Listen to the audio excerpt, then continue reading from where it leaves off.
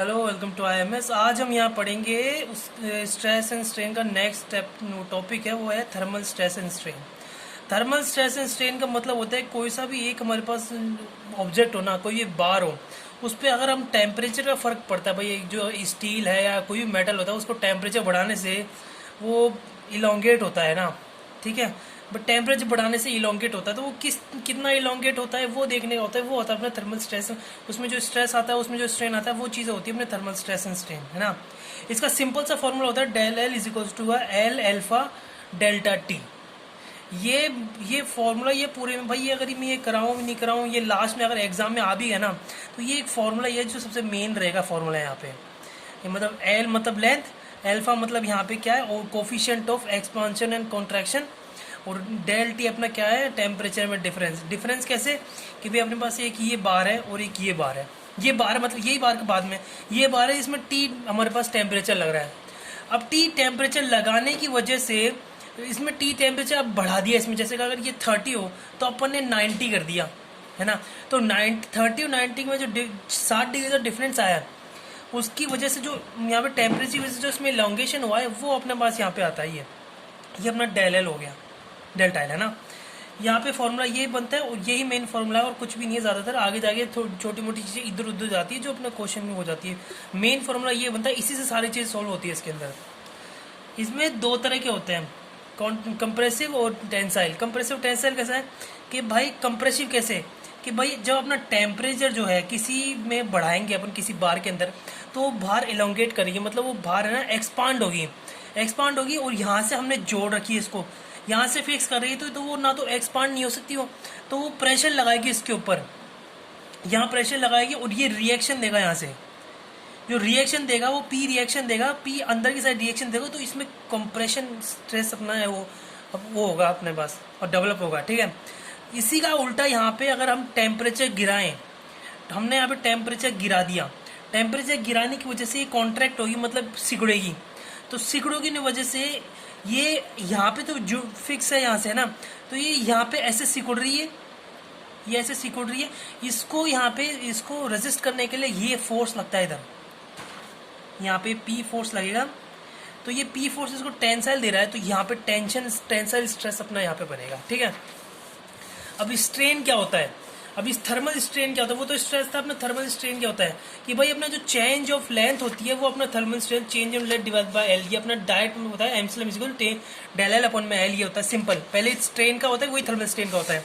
Del L upon L मतलब del L ये L, ये चीज़ है इसके अंदर, है ना।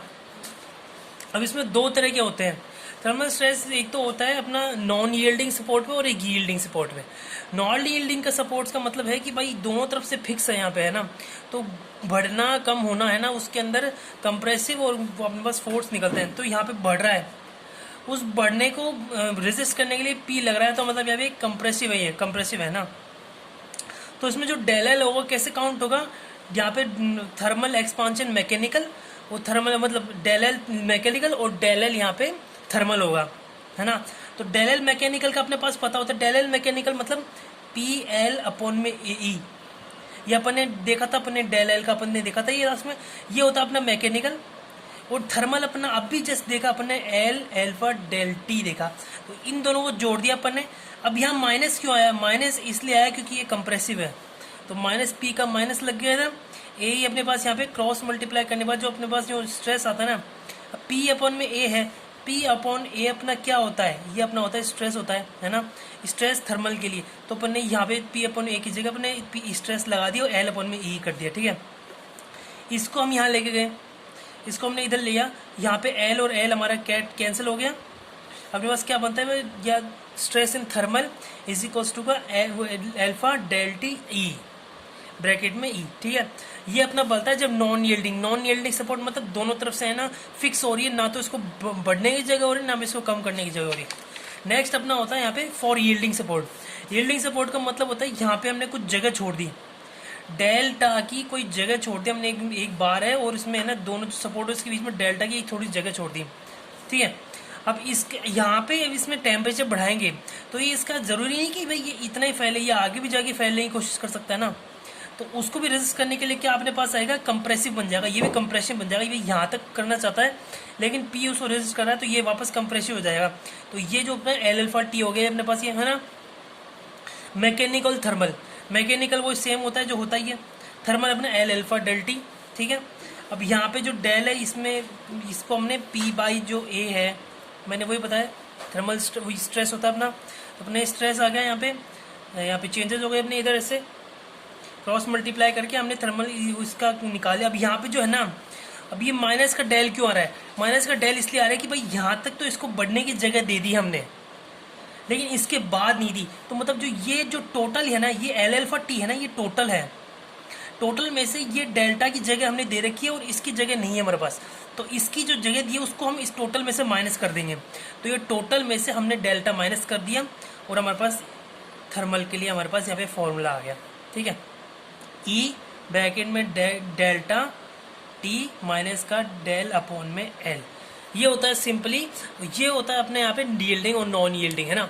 नॉन यील्डिंग में यहाँ पे एक सिंपल सा एक न्यूमेरिकल बता देता हूँ जो आपके मोस्टली आपको एग्जाम्स में ज़्यादातर यही मिल जाएगा आपको, है ना। या फिर इसके अगर नेक्स्ट वीडियोज़ के अंदर इसका और भी न्यूमेरिकल बताऊँगा, लेकिन इस वीडियो में ये शॉर्ट न्यूमेरिकल बताऊँगा जो कि सबसे अंडरस्टैंडेबल है और ये आराम से आता है। नेक्स्ट वीडियो पर कंपोजिट वाला देखेंगे।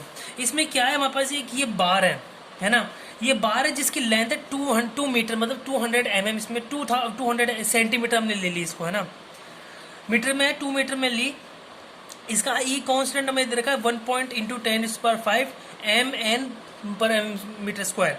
ये mn क्या है, ये mn मतलब इंटू की पावर 6 है ये, ठीक है।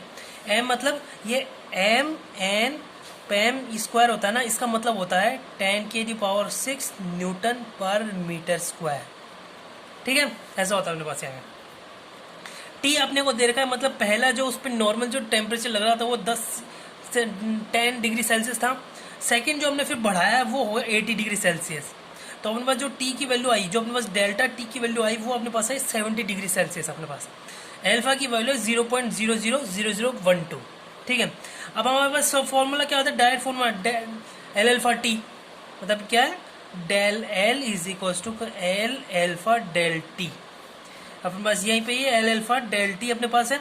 हमने यहाँ पे सारी वैल्यू थे, हमारे पास 0.12168 सेंटीमीटर का हमारे पास ये आंसर था, कि मतलब इतना है ना 0.168, इस पूरे के अंदर 0.16 मतलब एकदम बहुत ही बारीक भाई पता नहीं चलेगा, लेकिन उसका अपने पास इलोंगेशन होगा, है ना। तो ये होता है अपना, ऐसे होता है, इसके सिंपल न्यूमेरिकल्स होते हैं, इसके सिंपल। नेक्स्ट वीडियो में इसके कंपोजिट वाले देंगे, ज़्यादातर न्यूमेरिकल्स ऐसे ही मिलेंगे आपको यहाँ पे एग्जाम में भी आपको न्यूमेरिकल्स, और फिर भी नहीं आया ना तो आप अगर उसमें न्यूमेरिकल थोड़ा चेंजेस आया भाई, किसी और चीज़ का न्यूमेरिकल यील्डिंग नॉन यील्डिंग है तो पता नहीं भाई क्या अलग तरह का न्यूमेरिकल आया ना, तो आप ये फॉर्मूला याद करके चलना हमेशा ये फॉर्मूला हमेशा याद रखना चाहिए, इससे आपकी बहुत सारी चीज़ें निकल जाती है, ठीक है। इसी से आपका हर एक न्यूमेरिकल आपका इसी से निकल जाएगा, ये मेन न्यूमेरिकल है इसका, ठीक है।